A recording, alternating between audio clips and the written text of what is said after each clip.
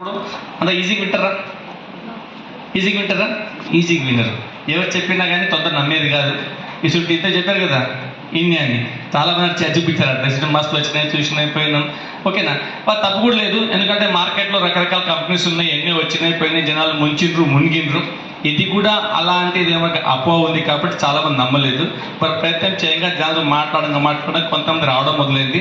ఆ కొంతమందితో పని చేయంగా ఇంత పెద్ద బిజినెస్ అనేది క్రియేట్ అయింది అన్నట్టు. Is it good? గుడ్డా కదా? గుడ్. ఎందుకంటే ఇది అందరూ వచ్చారు కాబట్టి టీం లోపల. బట్ ఏంటంటే నాకు ఒక విషయం అర్థమైంది, ఈ బిజినెస్ ఎవరు చేస్తారు, ఈ బిజినెస్ ఎవరు చేస్తారు. సో సింపుల్ అండి. ఎప్పుడైతే బిజినెస్కి బాగా డీప్గా అనలైజ్ చేసినప్పుడు నాకు 3 విషయాలు నాకు అర్థమైంది. ఏంటంటే ఈరోజు జనాలు 3 విషయాలు బాగా ఇబ్బంది పడుతున్నారు. ఎన్ని విషయాల్లో? 3 విషయాలు. ఎవరికి అడిగినా ఫస్ట్ లేదని చెప్పేది ఏంటి? అడగగా లేదని చెప్పేది ఏంటి? టైం. అవునా కదా? ఆ బిచ్చపో దగ్గర నుంచి ప్రైమ్ మినిస్టర్ మోదీ దాకా ఎవరికి అడిగినా కానీ టైం లేదంటారు. అవునా కదా? వాళ్ళు మోదీకి ఉన్నాయి, పిచ్చి అనుకున్నారంట. వాళ్ళని డిస్టర్బ్ చేస్తే నాకు 10 రూపాయలు వస్తుండే, 10 మంది రూపాయలు 10 వస్తారు. నీ మాట్లాడే ఉపయోగం ఉంది. అవునా కదా? ఎవరి ఇంపార్టెన్స్ వాళ్ళకు ఉంది. వాళ్ళకి 10 రూపాయలు ఇంపార్టెంట్ కదా మరి. అవునా కదా? మోడీ ఇంపార్టెన్స్ మోడీకి ఉంది. అందుకని ఎవరు కూడా ఖాళీ లేరు, ప్రతి వాళ్ళు బిజీ ఉన్నారు. ఫస్ట్ లేదని చెప్పేది టైం లేదు, బిజీగా ఉన్నారు. అవునా కదా? ఇక నాకు అనిపించింది తర్వాత కొంచెం డీప్కి వెళ్తే నాకైనా క్వశ్చన్ వేసుకుని అయితే క్వశ్చన్ జవాబు చెప్తుంది కదా టైం లేదని. అది అచీవ్మెంటా ప్రాబ్లమా? అది కొంతమందికి అచీవ్మెంట్ అనిపించుకుంటుంది, ప్రాబ్లం అనిపించవచ్చు. ఓకేనా? ఎంతమందికి అచీవ్మెంట్ అనిపిస్తుంది అది? ఓకేనా? లేకపోతే అచీవ్మెంట్ నాకు టైం లేదంటే అచీవ్మెంట్ ఉందంటే గుడ్, కంగ్రాచులేషన్స్, అలాగే ఉండండి లైఫ్ లాంగ్. అదేంటిది గానుగు అంటారు కదా, అది ఎట్లా తిరుగుతాయి కదా, ఓకేనా?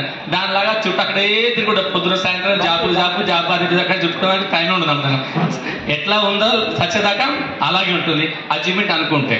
అవునా కదా? లేదు ప్రాబ్లము అనుకుంటే we have a solution for that. ఒకవేళ టైం లేకపోవడం ప్రాబ్లం ఉంది అనుకుంటే వీ హ్యావ్ ఏ సొల్యూషన్. ఓకేనా?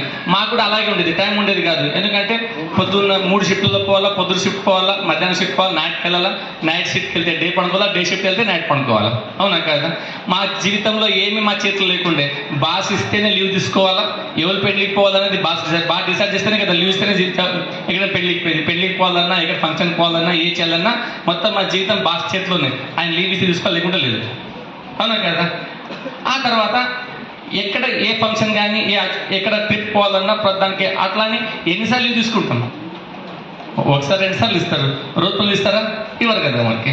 అందుకని ఎప్పుడు మా ఫోకస్ క్యాలెండర్ పైన ఉండేది. క్యాలెండర్ పైన ఏంటంటే క్యాలెండర్లో మండే హాలిడే ఎప్పుడు వస్తుంది, మంగళవారం ఎప్పుడు వస్తుంది, ఆ టిక్కులు పెట్టుకుని సంవత్సరం అంతా గుర్తుపెట్టుకోవడం.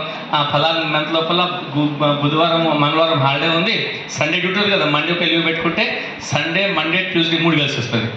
శుక్రవారం హాలిడే వస్తే శనివారం కూడా 3 కలిసి వస్తుంది. మొత్తం క్యాలెండర్ అంతా ప్లాన్ చేసుకోవడం, దాని తగ్గట్టు మన లైఫ్ని లీడ్ చేసుకునేవాళ్ళం.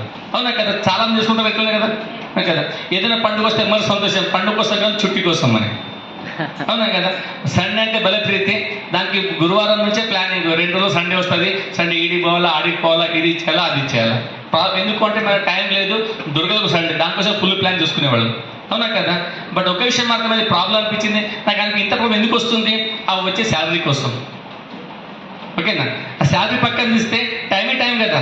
ఎక్కడ ఎందుకు పోతున్నాం మనము? ఆ శాలరీ కోసం పోతున్నాం. అక్కడ పోయిన టైం అనేది ఎక్కడ పోతుంది? ఆ ఇన్కమ్ కోసం పోతా ఉంది.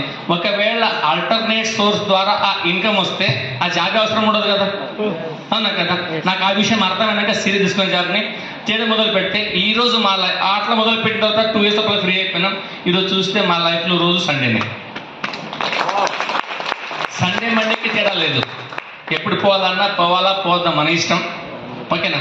పని 2 రకాలుగా ఉంటాయి. ఒకటేమో మజ్బూర్లో చేయడం, ఇంకోటేమో ఇంట్రెస్ట్ వచ్చేయడం మజ్బూర్ లేకుండా. అవునా కదా? ఈరోజు అంటే ఇంట్లో ఖాళీ కూర్చోలేము, ఇక్కడ ఎక్కడ పని చేస్తాము, కానీ మజ్బూర్లో చేయడం వేరు. ఓకేనా?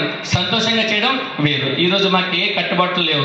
ఇదే టైం పోవాలి, థంబ్ రిపేర్ చేయడం కానీ, సంతకం పెట్టడం కానీ, రిపోర్ట్ చేయడం కానీ, ఇదే టైంలో పోవాలా, అదే టైంలో ఇట్లా చేయాలా, అట్లా మా పైన ఎవరు కూడా ఆజ్మాయిషి లేదు. మాకు బాస్ ఎవరు? మాకు బాస్ మేమే. అవునా కదా? ఇలాంటి జీవితం బాగుంటుందా? అందుకని బిజినెస్ డెవలప్ చేసాం అన్నట్టు. ఓకే, అర్థమైంది ఏంటంటే ఒకవేళ శాలరీ రీప్లేస్ చేసి క్లాప్ చేయొచ్చు. ఒకవేళ శాలరీ రీప్లేస్ చేయగలిగితే మన ఫ్రీడమ్ వచ్చినట్టే కదా. అంటే ఒక ప్రాబ్లం సొల్యూషన్ దొరికిందా? అవునా కదా.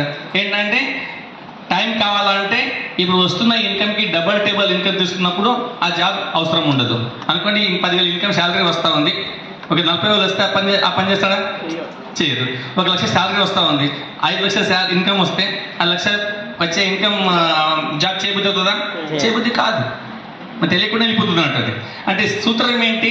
మీరు టైం ఫ్రీడమ్ కావాలంటే వస్తున్న ఇన్కమ్కి 4 times 5 times ఇన్కమ్ పెంచుకుంటే ఆటోమేటిక్ టైం ఫ్రీడమ్ తీసుకోవచ్చు. ఫస్ట్ సొల్యూషన్ వచ్చిందా? ఓకేనా. రెండోది రకంగానే లేదని చెప్పేది ఇంకోటి ఏంటి? డబ్బు. అవునా కదా. ఎవరికి అడగని చెప్పేది ఏంటి? డబ్బు లేదని. అవునా కదా. చూస్తే ఇంత అనుకున్నట్టు మన టైం అంతా పెట్టి దేనికోసం పెడుతున్నాము? డబ్బు సంపాదించడానికే పెడుతున్నాము, కానీ అదే తక్కువ పడుతుంది. నాకు తెలిసి ఎవరో కూర్చొని తినట్లేదు, ప్రతి వాళ్ళు కష్టపడుతున్నారు, ప్రతి వాళ్ళు డబ్బు సంపాదిస్తున్నారు. బట్ ఏంటో అది ఎంత సంపాదించినా ఆ ఇన్కమ్ సరిపోవట్లేదు. సరిపోతుందా? సరిపెట్టుకుంటున్నామా? సరిపెట్టుకుంటున్నాం. అవునా కదా. 10,000 అదే లొల్లి ఉండే, ఓకేనా. 40,000 అదే లొల్లి ఉంది,